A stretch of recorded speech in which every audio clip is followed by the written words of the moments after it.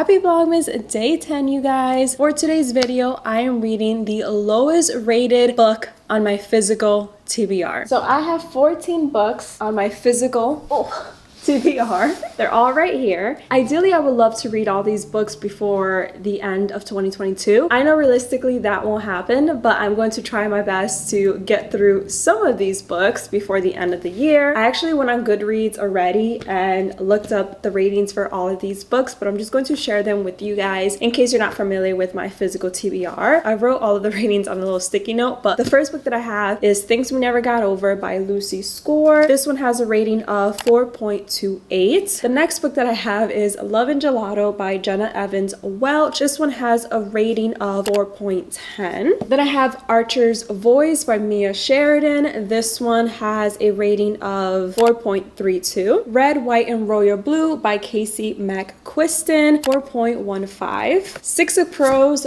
by Lee Bardugo has a rating of 4.49. Wow, that's really high. Oh, my cat made an appearance. Hi, Amelia. Then we have this one that I always forget how to pronounce by Joe Hill. It is a horror book. This one has an average rating of 4.08. Daughter of the Siren Queen, 4.11. Throne of Glass by Sarah J. Maas, 4.19. The Fine Print, 3.99. Unravel Me, 4.18. The American Roommate Experiment by Elena Almas has a rating of 3.95. Persuasion by Jane Austen has a rating of 4.15. Something from Tiffany's by Melissa Hill has a rating of 3.43. And Addicted to You has a rating of 3.83. So those are all the ratings for all of the books on my physical TBR. In case you missed it, the lowest rated book on my TBR is Something from Tiffany's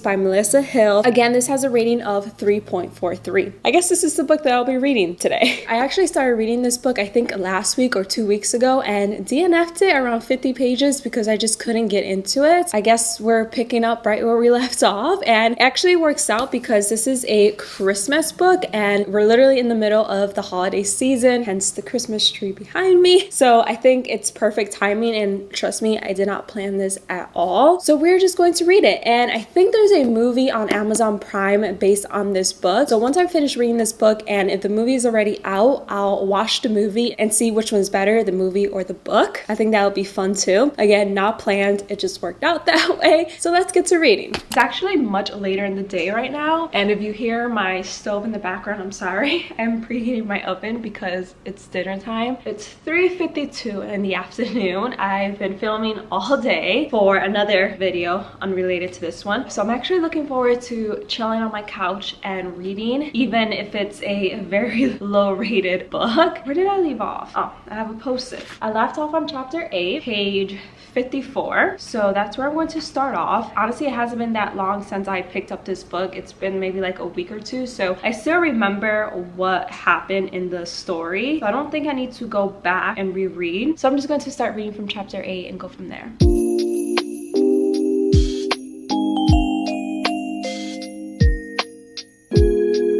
You guys, this book is dragging so much right now. I'm like struggling to finish it. I'm on chapter 34, page 239, so I'm actually almost done with the book. I'm more than halfway done with the book, and I really haven't updated you guys that much because there really hasn't been that much to update. But I also realized that I never told you guys what this book is actually about. This book actually follows two couples. It follows Rachel and Gary, and then it also follows Ethan and Vanessa. In certain chapters you get Gary's point of view, in other chapters you get Rachel's point of view and Ethan's point of view as well. Gary is a really shitty person. Rachel is super nice. Ethan is super nice. There's not much that I know about Vanessa, so I can't really say that I can judge her all that well based on her dialogue with Ethan.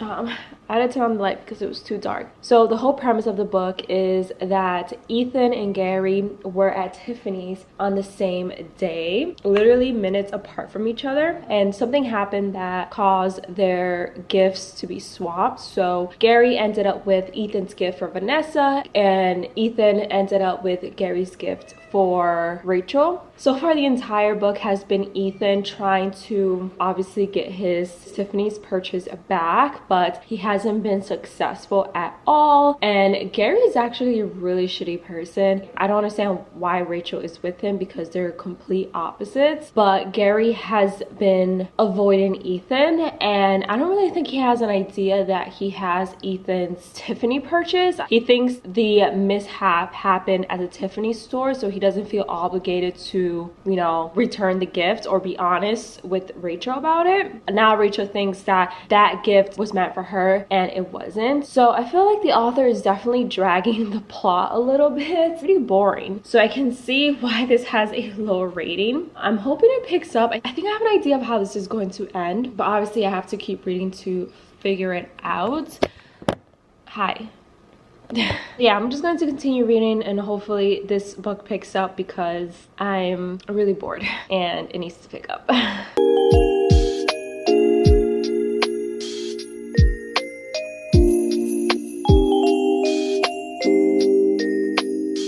Shit just went down in the book and I was not expecting this book to take this turn of events. Wow. I just found out something super shady about Vanessa. Her character makes so much more sense to me now because for basically the entirety of the book, it's really hard for the reader to get to know Vanessa or to get an idea of the type of person that she is. I mean, you get the idea that something's off about her, but there's no reason for you to really think that. You just get the vibe that there's something off about her, if that makes sense. And now a truth was revealed and everything makes sense. Wow.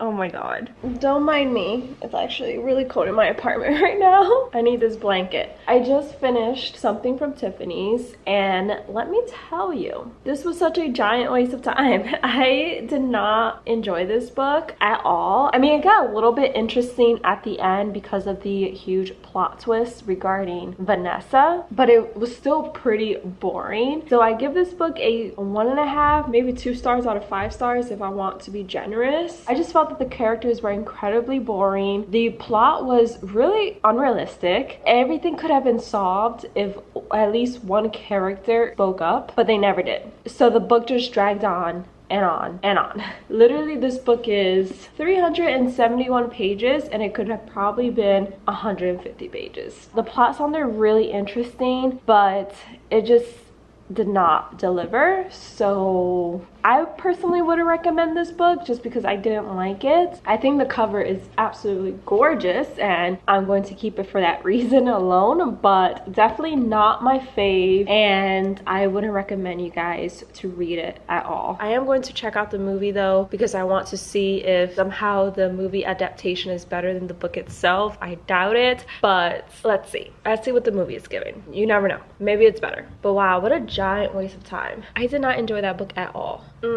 What a disappointing read. I just pulled up the movie. Apparently it's number 4 in the US, so people are watching it. It's only 88 minutes, so it's not that long of a movie. Hopefully it's entertaining. Let's press start. She's watching it with me.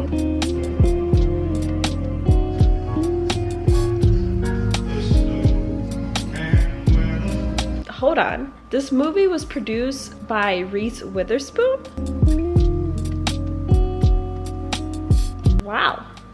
Okay.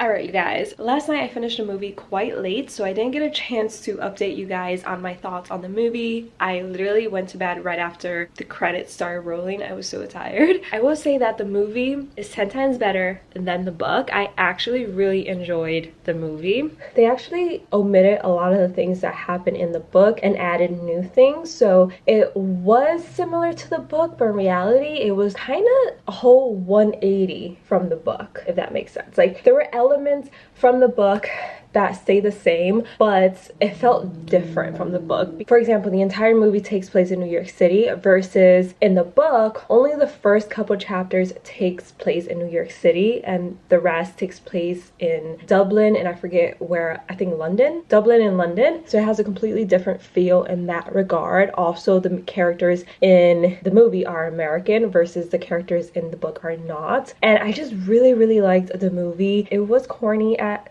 certain parts, and if you don't really like Christmas holiday movies then you probably won't enjoy this movie, but I'm a huge Hallmark Christmas movie girly and I live for Christmas movies, so I actually really enjoyed the movie and I highly recommend to check out the movie on Amazon Prime. I don't recommend to read the book, or maybe read the book because you never know, maybe you'll like it, and then watch the movie and I can promise you that you'll like the movie 10 times better. And it's also a very short movie, so it gets straight to the point very quickly versus, as I mentioned, the book definitely dragged on a long time. I think I give the movie like a 3.5 out of 4 stars. And yeah, that's pretty much it for today's reading vlog. Let me know if you guys want part 2 of this video and I can read the highest rated book on my TBR and film a reading vlog featuring that book. I think that would be really fun. But yeah, that's pretty much it for today's video. I really hope you guys enjoyed watching. If you did, don't forget to give it a big thumbs up. Don't forget to subscribe. I would love to have you a part of my channel and I'll see you guys in the next one.